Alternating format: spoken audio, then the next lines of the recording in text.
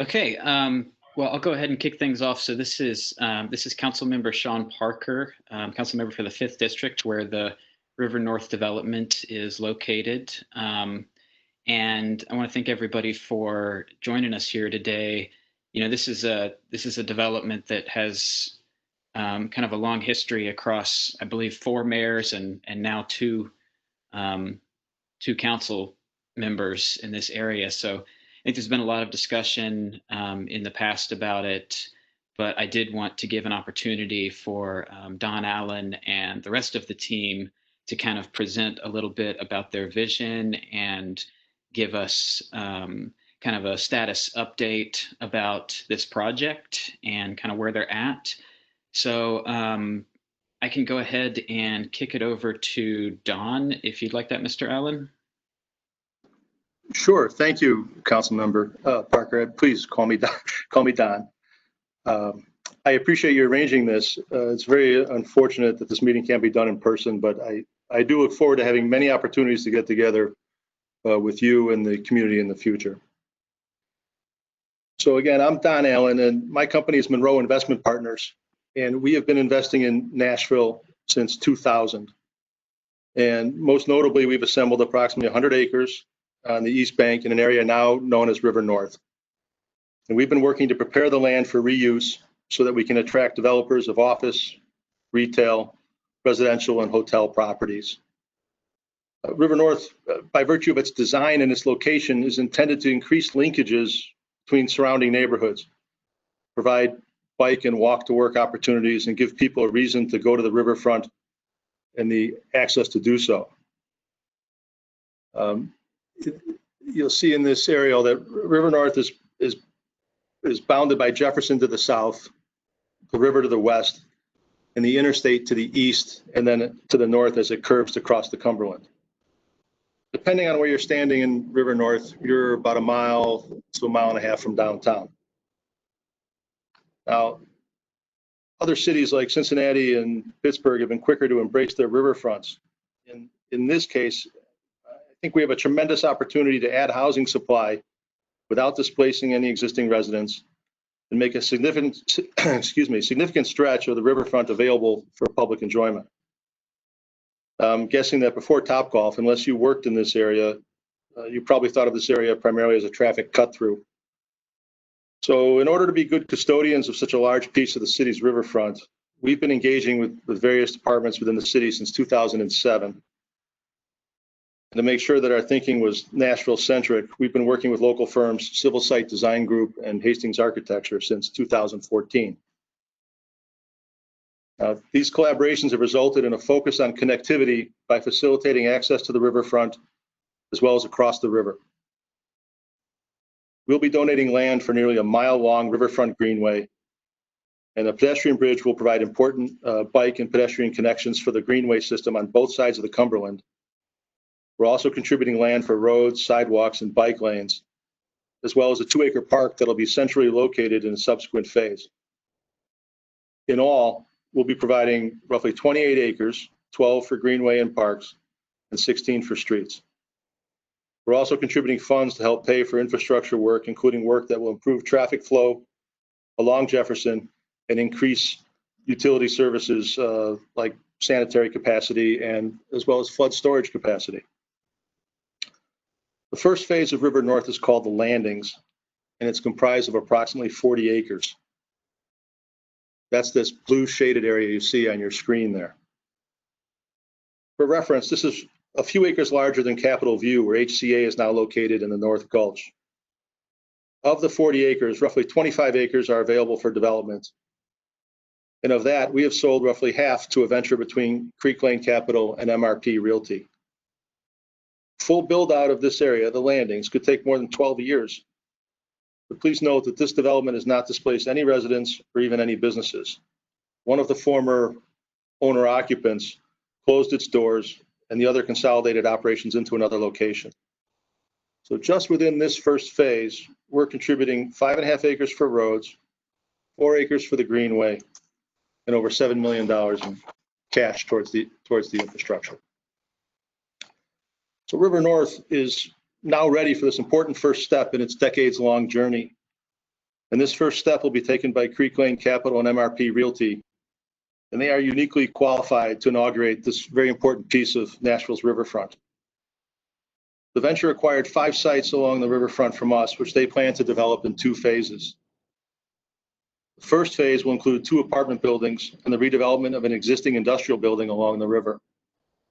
The 2 apartment buildings will provide 651 units, and the riverfront building will have 83,000 square feet of office space and provide the majority of 85,000 square feet of total retail within these 3 buildings. That's circled in blue there. Those are the first 3 projects. What I thought I'd do now is introduce Hal Clark from Civil Site Design Group.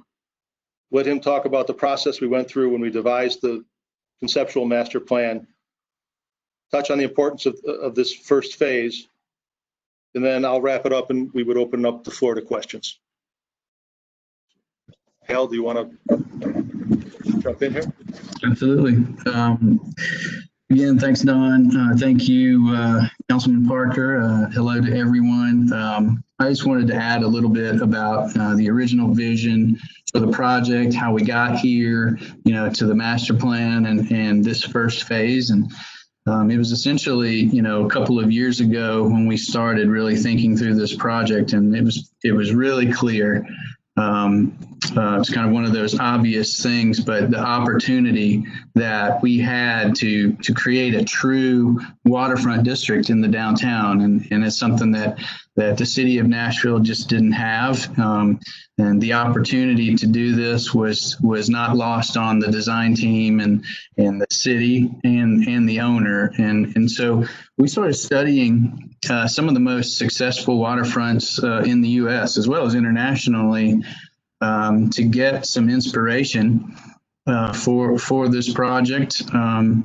Studied, what made these waterfronts so successful, talking about some lessons learned and really bring that information and that inspiration back to our city and incorporate this into the master plan.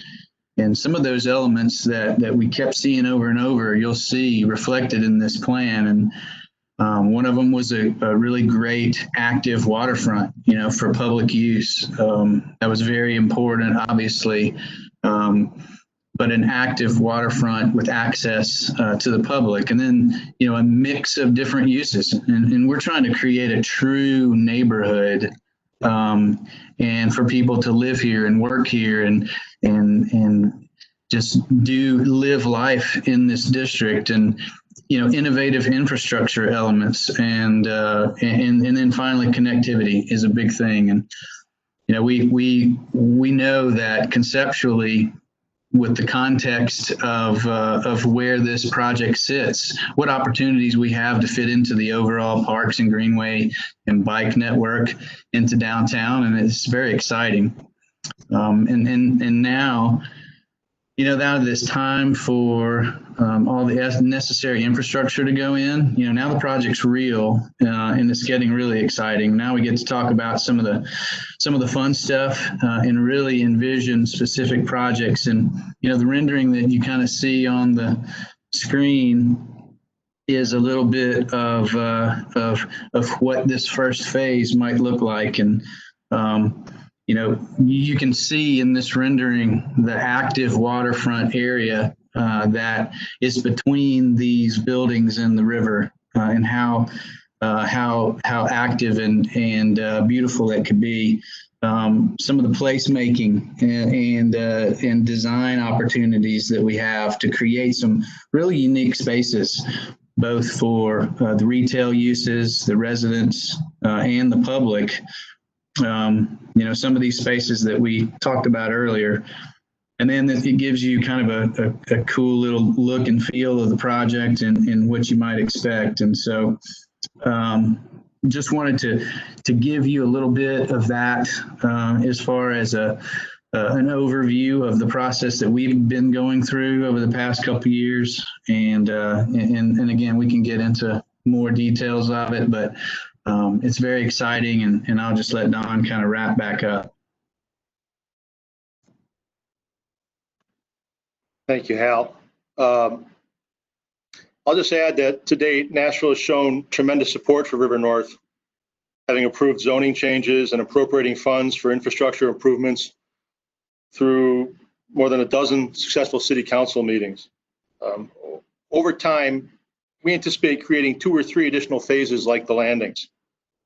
Achieving full build out could take 2 generations or more, but we've been partnering with the city for a very long time, and it's my fervent belief that only through continuing this partnership can River North become a truly great riverfront community where Nashvillians want to work, have fun, and live. And I hope this is just the first of many meetings that we have, and we'll stay in touch and hear from the community as we move forward. And I appreciate everyone taking the time to join. And at this point, why don't we open it up to questions? Hi, everybody. This is Matt Wilkinson with the Metro Council office. For the Q&A, we're going to use the raise hand feature. The button should be, if you're on the WebEx application, it should be in the lower right of the participant panelist column. So if you have a question you would like to ask, please raise your hand and I will recognize you, and then I will unmute you. And then you can ask your question. And we'll do it that and try and keep it orderly. If you're not asking a question, I ask that you please keep it yourself muted to prevent feedback. So with that, let's open up for questions. Raise your hand if you'd like to be recognized. Matt, can I just jump in here? The people that are only in the attendee column, do they have access to that raise hand function? So what we're going to do on the attendee, we'll run through it. I've been moving people over as I've seen them. On the attendees, what I can do is a lot of them are call-in users and they do not. What I will do is once we get through the raised hands, I will run through the list of the people in the attendees that can't raise their hand and other call-ins to make sure that everybody has a chance to ask a question if they'd like. Okay, well, also, I'll be keeping an eye on my email inbox, and if anyone has a question, just send it to sean.parker@nashville.gov, and we'll try to get to it. But I do want to note that we're shooting to wrap up around 7:30. So with that, let's move on to questions. Thank y'all. Great. Let's see. The first hand I see is Brian. Brian, you're now unmuted. Yeah, thank you. I was just curious what the sort of estimated time frame is for connections over the interstate from McFerrin Park to River North.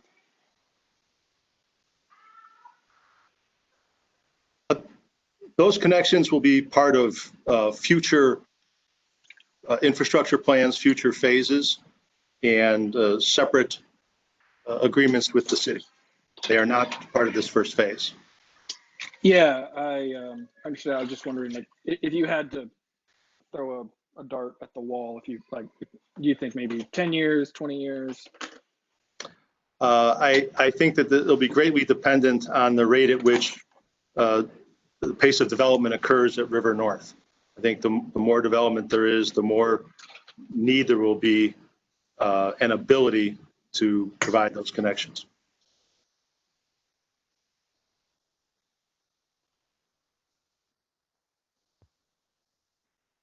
Great. So moving on, the next person is Ed Branding. Ed Branding, you're now unmuted.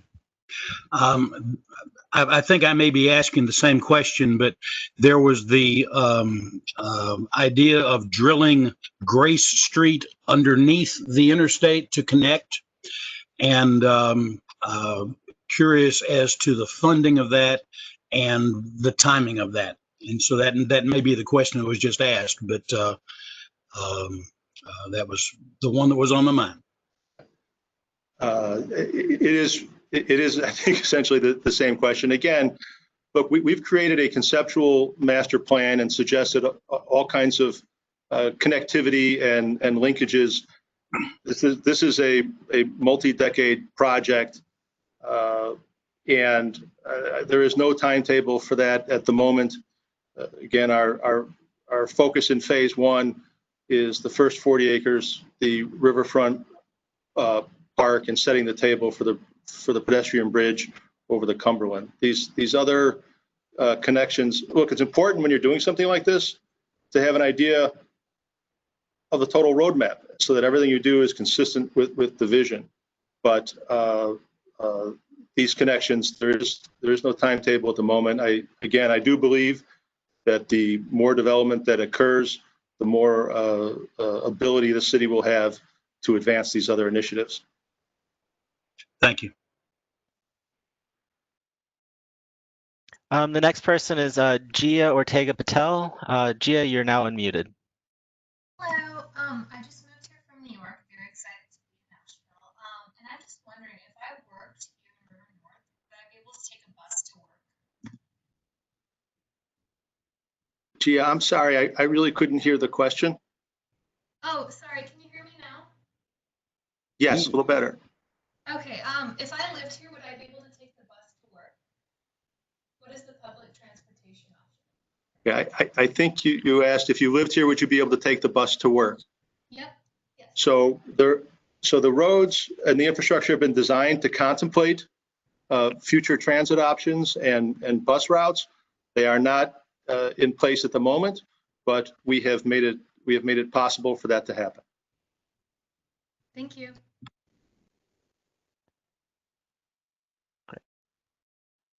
The next person I see is Lee Hoffling. Lee Hoffling, you're now unmuted. Hey, yes. Yeah, so we bought our home in 2018 off of Dickerson on Marie Street.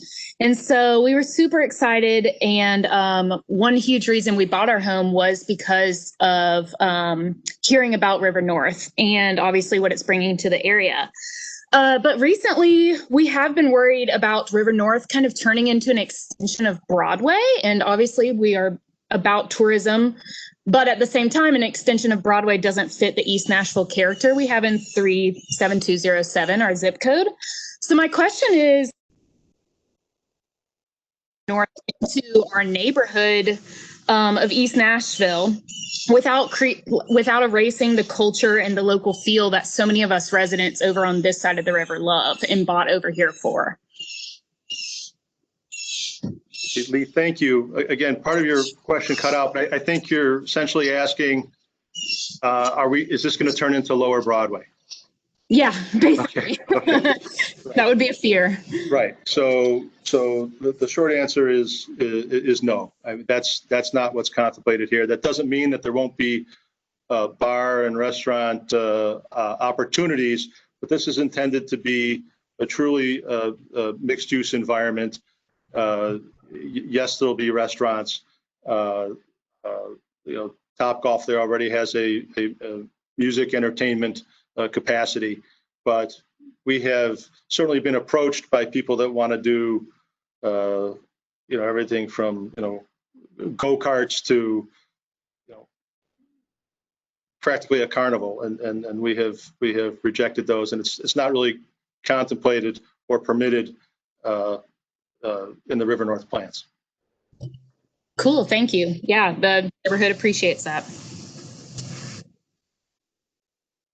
Great. The next person is Ryan Lewis. Ryan, you're now unmuted. Hi guys, thanks for the presentation. I'm a relatively new investor in Nashville. I just actually bought 2 properties right off of Dickinson as well, similar street. And my question is twofold. Just one, the completion timeline for the landing specifically. I know you said the full potential will take much longer. And then the second question is, what are the roadblocks to realizing the full potential of River North? What are the anticipated obstacles?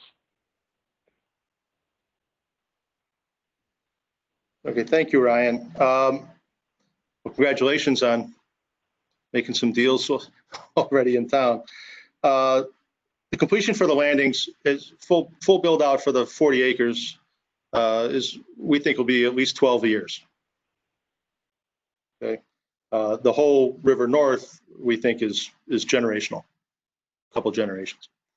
But as far as roadblocks to realizing the full vision, look, we're zoned, we're entitled. I think that as River North opens up for development, I don't really, other than the will to do it, we're ready to go. This infrastructure will cost a lot of money over time. I think that's a real challenge, but we're talking about significant amounts of development and incredible amounts of tax generation. Gotcha. Yeah, thank you. I appreciate that. Mm-hmm. Yeah, I was just more curious if there was any, businesses that, that had property there that, wanted to stay, or if there's anything, any political battles that you had to fight, but it just sounds like it's more of a just development, the actual development work that needs to go into it. Yeah, our existing neighbors that want to stay there and operate are free to continue to do so. There's nobody has to go away. Nobody's being pushed out, so they're free to operate. And politically, Gotcha. The area is zoned and entitled, and people have to design their plans and get a permit and go. Great. All right. Well, thank you. I appreciate it. Thank you. Great. The next person is Kristen Stone. Kristen, you're now unmuted. Hi, my question was actually asked, but I just want to say I think this is great. I love it. I'm over in Maxwell Heights and full supporter of it. Thank you. Thank you, Kristen. It's nice to hear. Yeah. Okay. The next person is Lars Plate. Lars, you're now unmuted. Thank you. Yeah, again, thanks for the great presentation. I'm also resident in Highland Heights, so pretty close, so excited to have this development close by. But my question is kind of a follow-up on the connectivity. So maybe I missed this, but can you give a timeline on the bike and pedestrian bridge? Is that going to be part of phase one? When will that be put in? And the reason I ask is because I think the connectivity is really a big issue going to be to make this usable for the neighborhood as well. And so the part that even the Grace Street underpass, I mean, this would be something that I hope to encourage the city to get involved with and actually facilitate much earlier to be able to let us residents nearby also have access to this development and any businesses and so forth, and not be totally cut off. Thank you, Lars. I think that what these questions are getting at is, the river and the interstate prevent quite a barrier, and that's why so much of our focus has been leveled at connectivity and how can we do that. To answer your specific question about the bridge, we're early in the design process. We're still in the conceptual design process. Realistically, it's 3 years from being delivered. There's probably 18 months of design and permitting and another 18 months of to build it, and the funding from that will come from another a participation agreement with the city at a later date. Okay. Thanks. Thank you. Hey, Matt, you mind if I jump in? A couple questions that have come in through email. Go for it. Okay, thank you. So first question that came in through emails from Mike Nichols. Mike asks, is there going to be a marina in the first phase or a marina at all? Didn't see it in the new rendering. The marina is something that could be built if the city wants to build it. What we're striving to do in the first phase is make possible a boat landing, not a marina. Hal, do you have anything you want to add on this? Sure. One of the very original renderings did show some sort of a marina. When we studied the waterfront and studied the hydraulics and all of that, it was really limited to what type of marina could actually be built there. But so part of our new vision was at least to have some sort of a landing for transient boats, temporary kind of boat parking there as maybe a part of the park even. But having some sort of a water access activity, river taxi, whatever ends up being there, I think is a little more realistic. But it's a really cool thing that we could introduce to the project for sure. Hal, is it safe to say that what goes on in the park and on the riverfront can occur in layers over years? Absolutely. And I think that's probably how it's going to happen. I mean, I think of course, extensions of this greenway will extend to the north as development occurs. But parts of the park and the programming and the elements that are in the park could also be phased over time.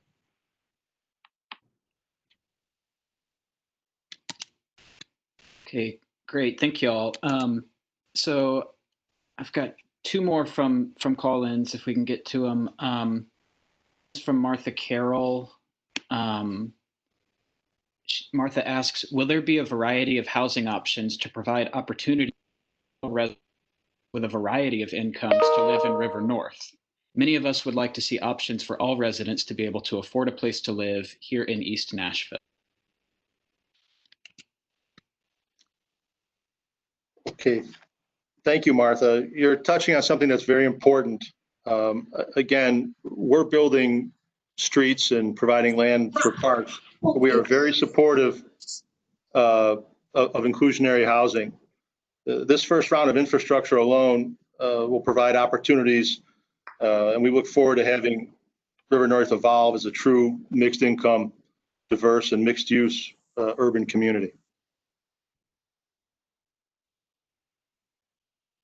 Okay, thank you, Don. And the last one I've got for now from attendee, this one's from Felix. Felix asks, this development is less than a mile from La Quinta Inn project where Gustavo to his death. Is MRP or any of the developers making efforts to prevent low road contractors from community in danger?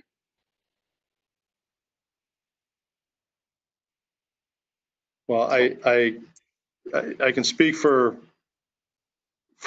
what we're doing. First off,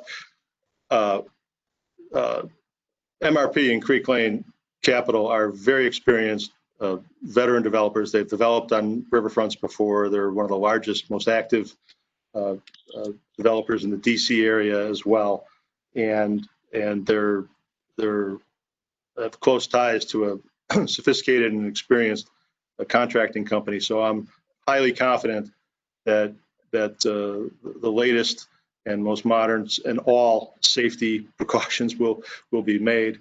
And for our part on the road building, we're working with civil constructors, which is a very strong and local contracting firm of great reputation. So I'm very confident that all appropriate safety measures will be in place. And that's all I've got from attendee questions. So Matt, if you would return to the raised hand queue, please. Great. And I think as of right now, we have about 3 more that haven't spoken yet that have their hands raised. If your hands are still raised and you've already had your questions answered, I'd ask that you please take them down. Up next is Scott Morton. Scott, you're now unmuted. Thank you. Thank you all for the presentation this evening. I just had a few brief questions to follow up on a few things. One, could you please restate the developer that's intended for the phase 1 for the landings? I missed that part.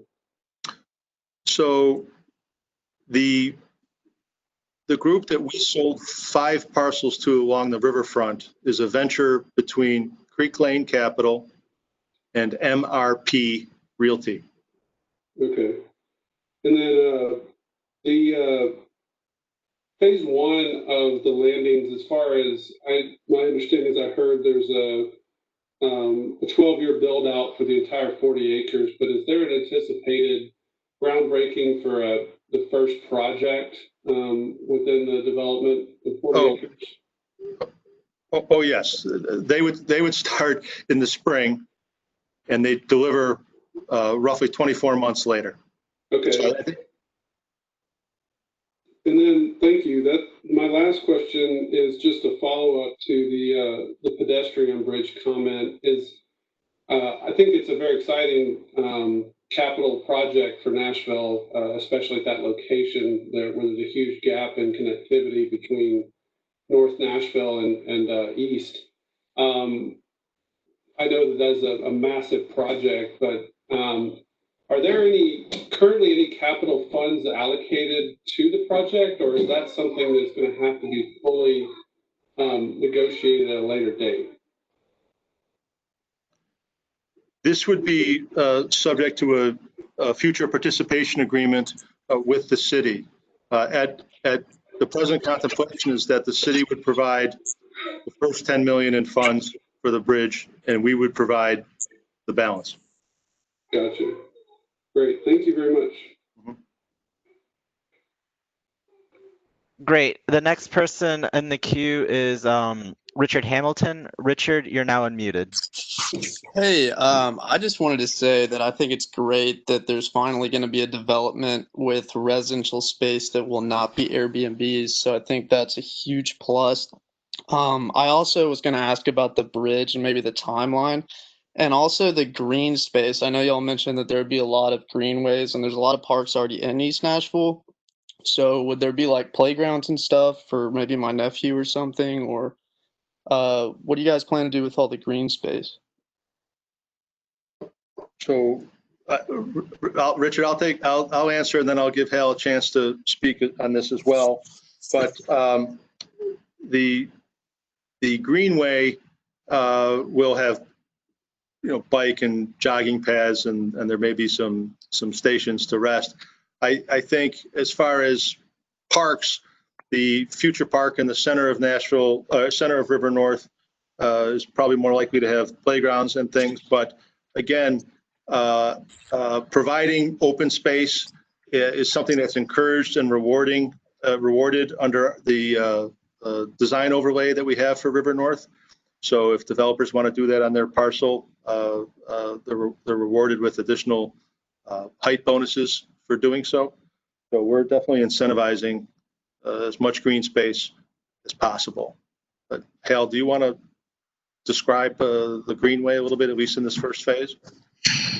Yeah, so the greenway that will extend the entire length of the riverfront of River North will probably take on several different identities along the way, but the consistent part of it will be a multi-use path that people can use. And along the way, there'll probably be nodes of activity. What those actually are, we really don't know yet. We're working through some of those things with Metro Parks, and we'll get into that phase of design, when the rest of this infrastructure kind of gets done and starts getting built. But I think there's opportunities for different activities and different elements. This first phase of the park is probably it's where the center of activity probably will be. I mean, this is going to be at least one of them, the initial one anyway. And so I think we're going to start looking at the different components of the park and greenway, hopefully really soon.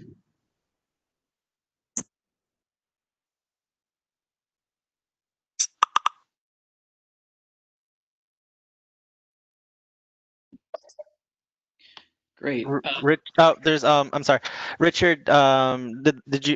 Are you okay? Moving on, the last person with their hand raised that hasn't spoken yet is Jordan Harris. Ed Branding, you still have your hand raised. I don't know if you have a follow-up question. I think we're gonna maybe try and get some of the attendees in just to make sure they have a chance. And if there's time left after that, we can come back for a follow-up question. But Jordan Harris, I'm not sure how to unraise my hand, so don't worry about me. Okay, great. Jordan, you're now unmuted. Hi, thank you. Also really excited about the parks and would like to know if everything's going to be ADA accessible down there, the water access and the greenways. That's my question. Hal, you want to respond to that, please? Sure. So a couple of different things there, I think. So the trail itself at the top of the bank, the Greenway Trail itself, we're going to make every effort we can to have that completely ADA accessible. The tricky part of having access down to the water right now is it's a pretty steep slope, as you can imagine, and the elevation difference is fluctuates so much that we're looking into how to do that. In other words, if we had a boat launch or a landing there, we're working through right now how to make that as ADA accessible as we possibly can. The waterfronts all over the country struggle with the same thing, especially when you have potential floating docks and fluctuations of water levels. But it's something absolutely that we're passionate about and we're committed to. We just have to figure out exactly how to do it. Hal, if I may, aren't the options really creating ramping, even if it's suspended over the side of the riverbank? Or perhaps something mechanical? Yes. Yeah. And so we're looking into what kind of options are feasible and appropriate there. And it's probably going to be some sort of a ramping system, but we just don't know exactly what that'll all entail yet. Thank you. Great. So that concludes the raised hands. Councilman Parker, do you have any more email questions you want to ask before we dive into the attendees? Yes, I one here from Ingrid. Ingrid asks, is there anything learned from COVID-19 incorporated in the River North plans? Again, inherently in River North is the opportunity for developers, companies to create a healthy, outdoors-oriented campus environment if they choose. And we think that our infrastructure plan, the layout, the green space nurtures that objective. But again, we are not building vertically. That sounds great. So there is opportunity for a little bit of space so people can socially distance, and theoretically, offices could be built in ways that are reactive to home or adaptable, or however folks choose to proceed with that. That sounds great. Another follow-up that I had, it was Mr. Richard Hamilton that asked about short-term rentals at these 741 apartments. It's my understanding that the zoning there does allow for short-term rentals. So is that, have y'all addressed that? Is that the intention of these units to be able to be used as short-term rentals, or would these be residential units? There will be no short-term rentals.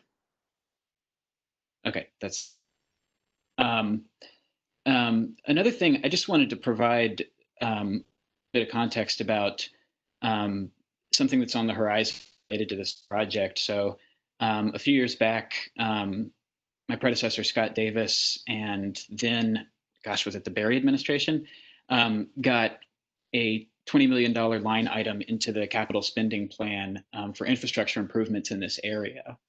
And so there is a participation agreement that will be filed in the near future around this project. And I've been working closely with the administration and with the, well, really more through the administration to, as Mayor Cooper is known to do, there's been a lot of negotiating and sort of taking close looks at that arrangement. So we don't have a final version ready to present. I was kind of hoping we would have more of a final version to present with some numbers and some figures for everyone to see, but that will be filed publicly soon. And I would definitely feedback, especially from District 5 constituents, about that participation agreement when it is filed.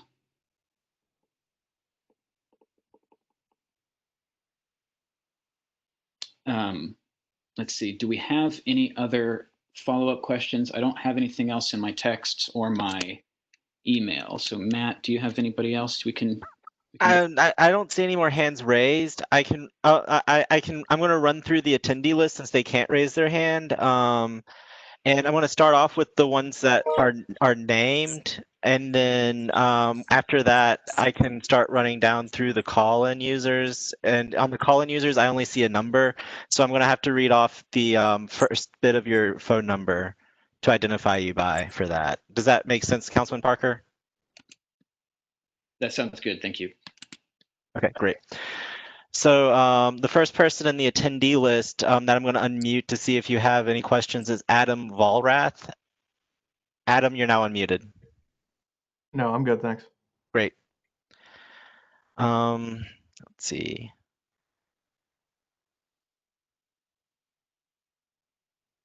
Rachel Moore, you're now unmuted.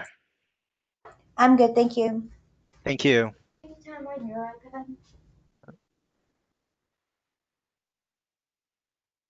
Woody Muckler, you're now unmuted. The only question I can think of really is maybe how many floors, how many stories do you envision the first buildings to be? Between 5 and 6 stories. The riverfront building the industrial building that's being repurposed will mostly be 1 story. A portion of it to the southern end will be 2 or 3 stories. So the scale at the riverfront will be very modest. Thank you. Great.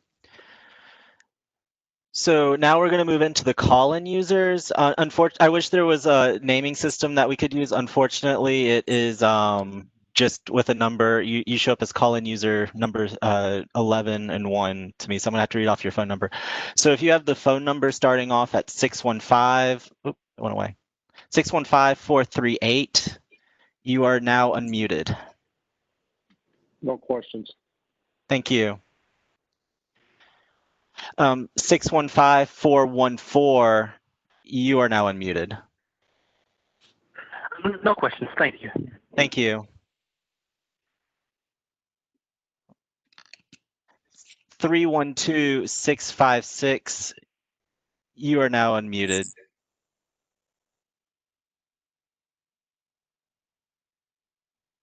Okay.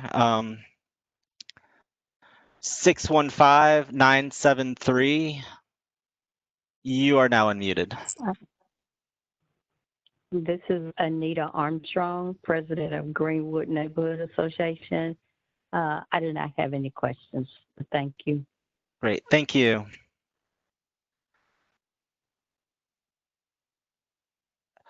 Three 312-735, you are now unmuted. No questions. Great, thank you. And then the last one, 970-728, you are now unmuted.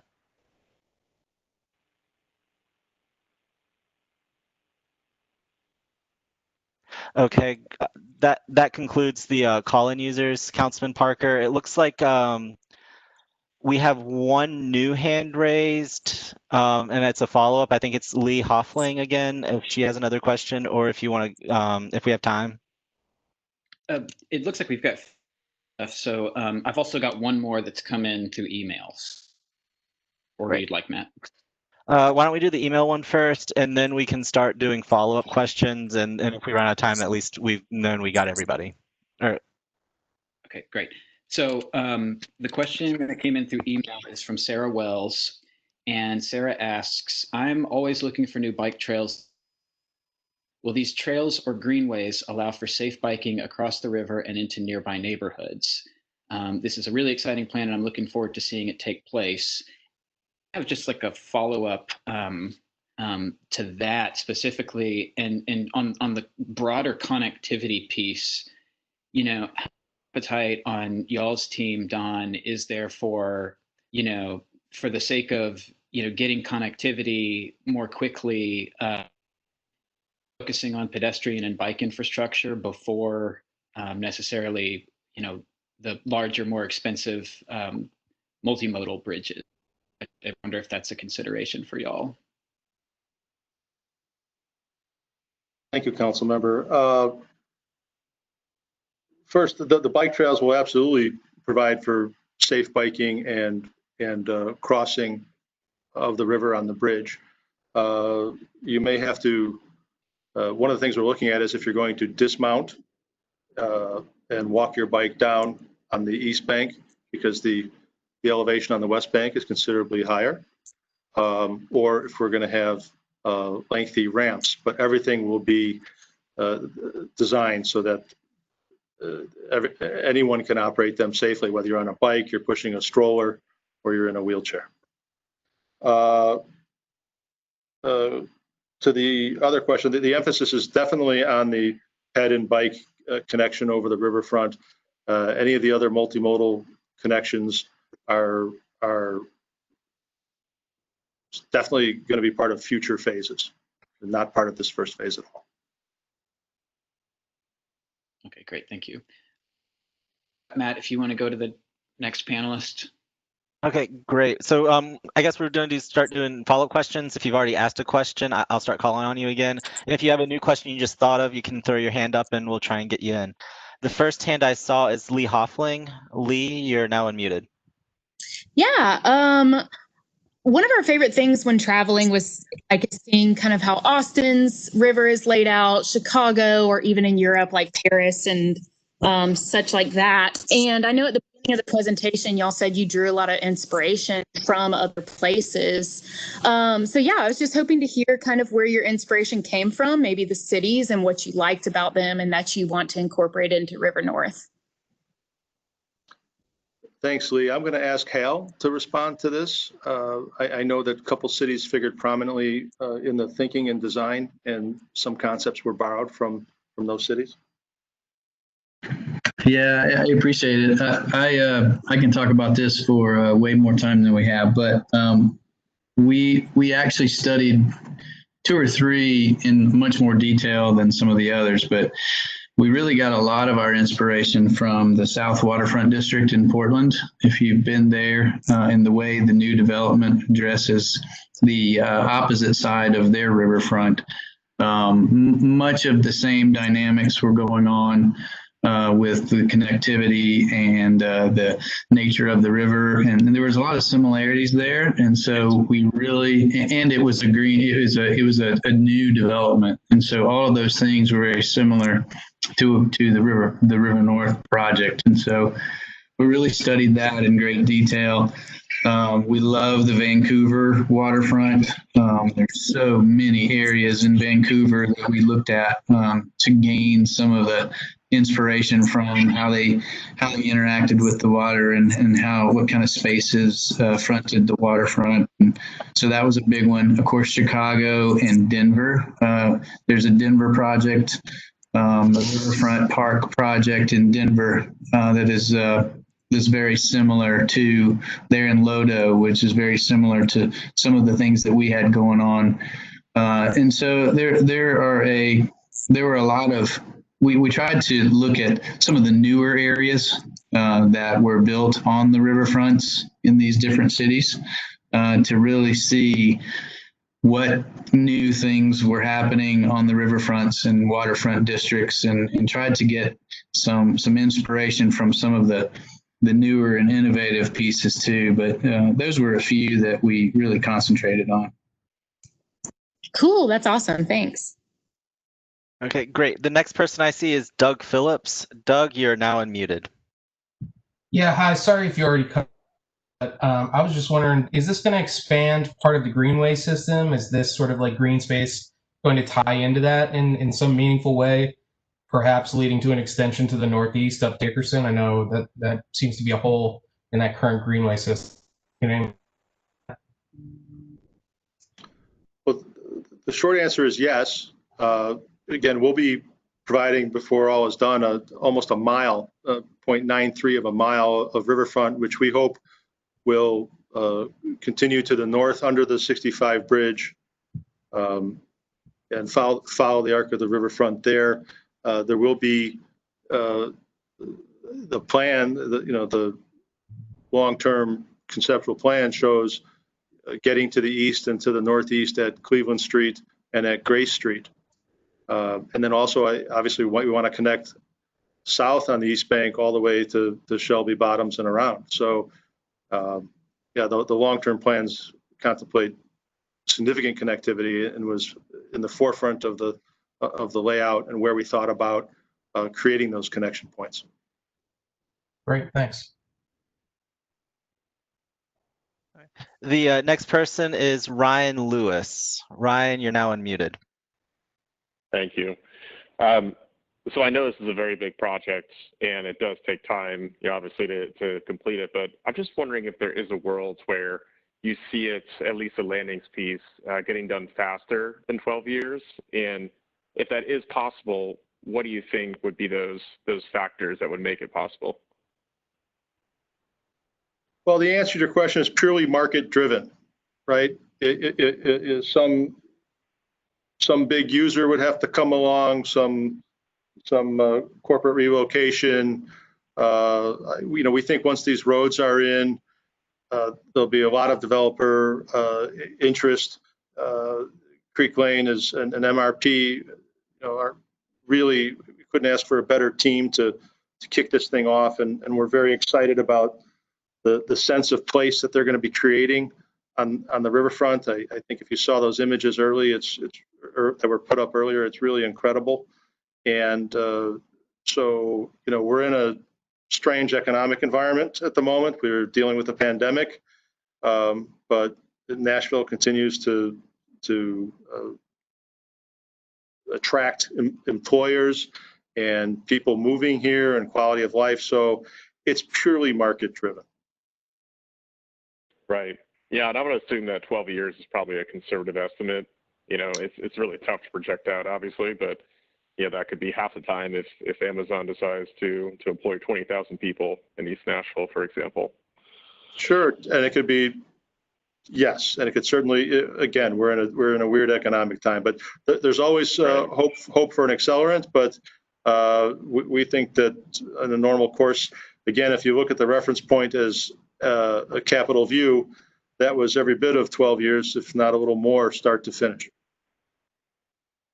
Gotcha. Yeah, thank you. That's helpful, and excited to see it kick off this spring is what I think you said. Well, yes, as Councilmember Parker suggested, there's a participation agreement that requires council approval, but we hope to start our roads in November of this year if we're able to get through the council process, and then we would expect Creek Lane and MRP to start their project perhaps in March or April of 21. Great news. Thank you so much, guys. Appreciate it. Great. And with that, I see no more hands raised other than Ed's who, I don't know. Ed, did you have any other follow-up questions since we have time? Yes, I do. The reason I asked about Grace Street was that the article that I wrote for the Nashville Post a year and a half ago, I talked about connecting Dickerson and River North to help restaurants and so forth on the Dickerson corridor. So I just hope that you're able to do that to help that side of the interstate. I do have a question on affordable housing to follow what Martha Carroll said, but Don, I'd like to email you rather than it's just too involved to do in this setting. If I might do that, I'll go ahead and follow up that way. Great. And while you were speaking, we had a couple of hands raised and we have 5 minutes left. So I think these will probably be the last two questions. So Councilman Parker can do a little wrap up at the end.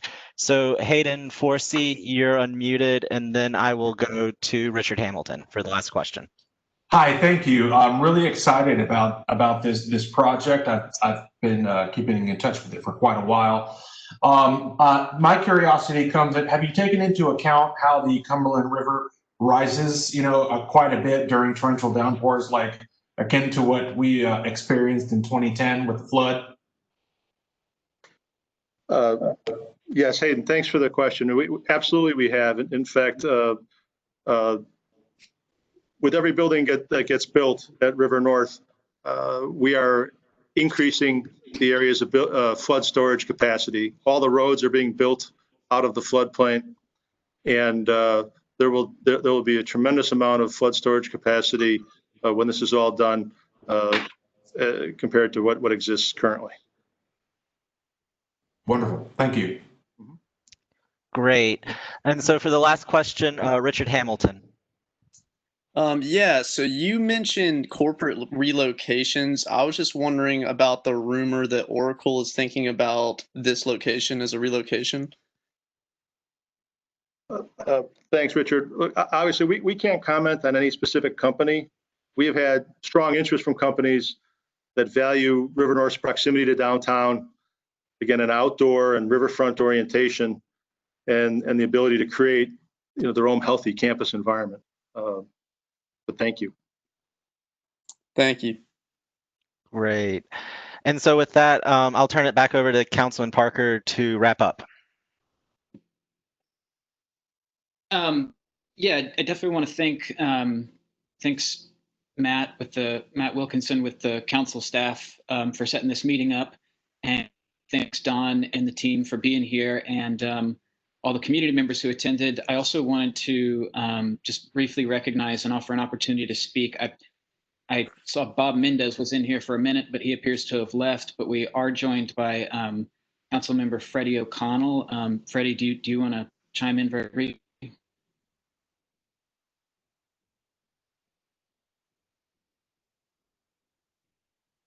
He might have wandered away. Oh, here we go. I did earlier. I couldn't unmute. It seems like maybe I did now. Can you hear me, Sean? Yes. Okay, great.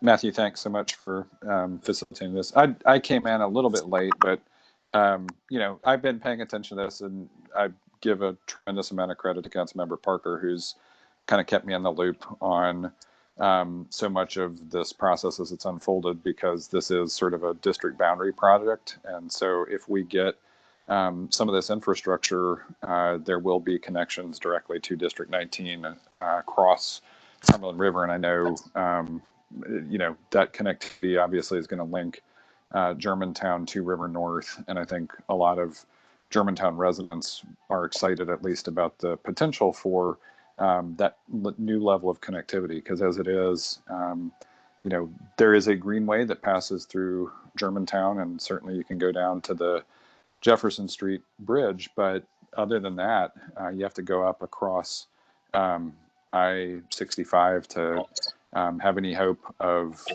getting back across the river. So I think there is some very important connectivity baked into this plan, and I'm eager to see the conversation continue. And I'm just kind of here to follow Councilmember Parker's lead. So just appreciate the opportunity to listen in a little bit tonight, and don't really have any key questions at this point. I feel like I'm just looking forward to seeing where Councilmember Parker and the community drive the conversation from here. All right. Well, and lastly, I wanted to recognize the president of the Nashville CLC, Central Labor Council, Vonda McDaniel, is here. Vonda, if you'd just like to say hello, you don't have to comment on the project or anything if you don't like, but it's just an honor to have you here with us.